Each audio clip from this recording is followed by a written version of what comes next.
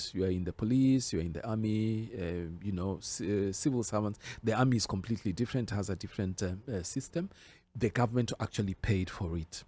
And then they stopped in 2019. I think 2019, towards the end of 2019. So from then till now, it is not being taken care of.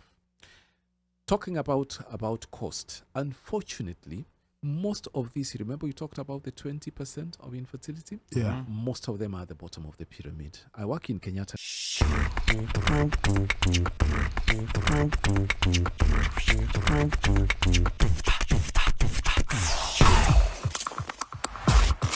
Omano mentioned that vitamin C and E and zinc and a couple of other things ukikula malenge. Yeah.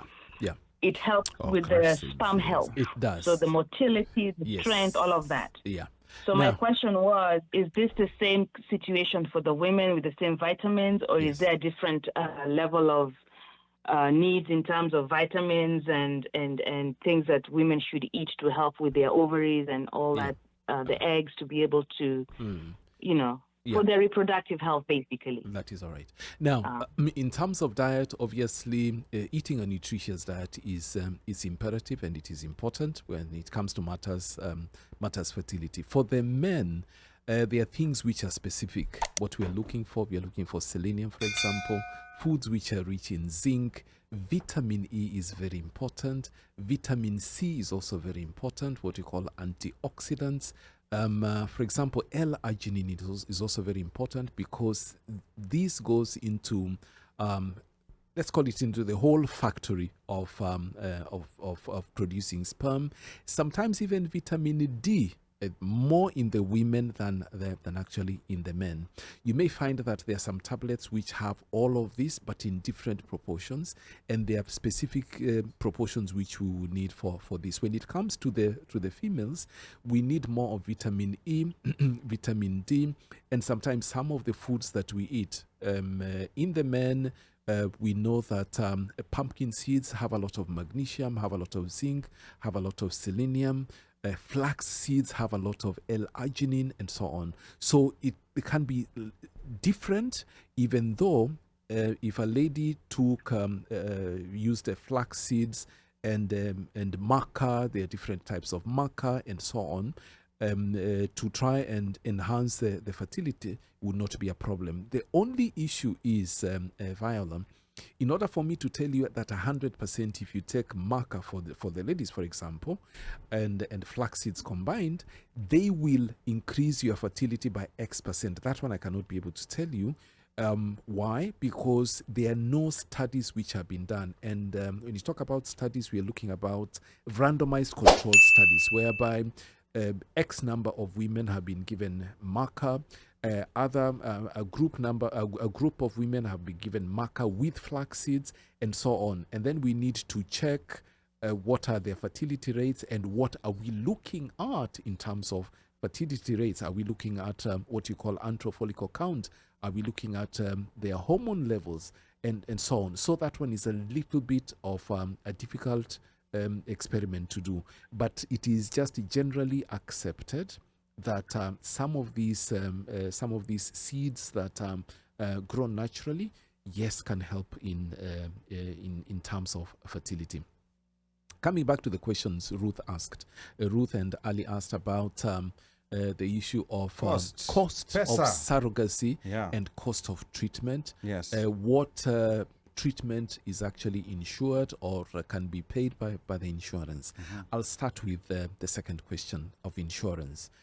Unfortunately, in Kenya, when it comes to treatment of infertility, it is not insured.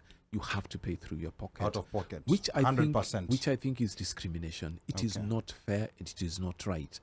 This is 2022. From 2016, 2017, I think, to 2019, NHIF used to pay for treatment of infertility, especially IVF, for government workers only. Wow. Yes. Okay. Yes. So if you're a civil servant, you are in the police, you're in the army, civil servants. The army is completely different, has a different system. The government actually paid for it. And then they stopped in 2019. I think 2019, towards the end of 2019. So from then till now, it is not being taken care of.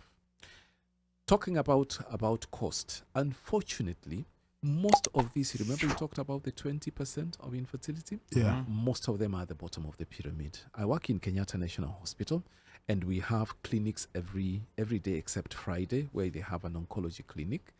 And we see about 10, 11, 12 cases of infertility almost every day. Wow. Every day. Okay. Most of these ladies that we see are ladies who are young and who do some, labor jobs. So even if they earn 15K or 20K a month, they will not be able in their lifetime to be able to afford to have treatment of IVF, for example. Yeah. IVF costs about anywhere between 450, sometimes to 600,000 shillings per cycle. And in IVF, when you talk about treatment of IVF, is where we inject the patient with medications every day for about 10 to 14 days. And then we harvest, quote unquote, we harvest the eggs through the vagina. And the husband gives us sperm. We clean it. And then we take the best sperm and create a baby, create an embryo outside, and then later on transfer it. And when you say for 50K to 600K per cycle, does it mean that this has to be done in multiple cycles? Or sometimes you may have to do several cycles. Yeah. And what several? Is it like 5, 10? It again all depends. So it's just very expensive. It is expensive. Okay. So if you are younger, where younger we mean maybe you are in mid-20s, 30s, before 35, where naturally you will produce more eggs. So we'll create more embryos and we won't transfer all of them. We will freeze the others for future use. Then it becomes a little bit cheaper in the sense that the following subsequent cycles, it doesn't cost 400, that between 450 and 600. It may cost about 200, 250 for what we call a frozen embryo cycle treatment. Okay. Now, in the US, yes, that's what I wanted to ask you. in the US is very expensive as well.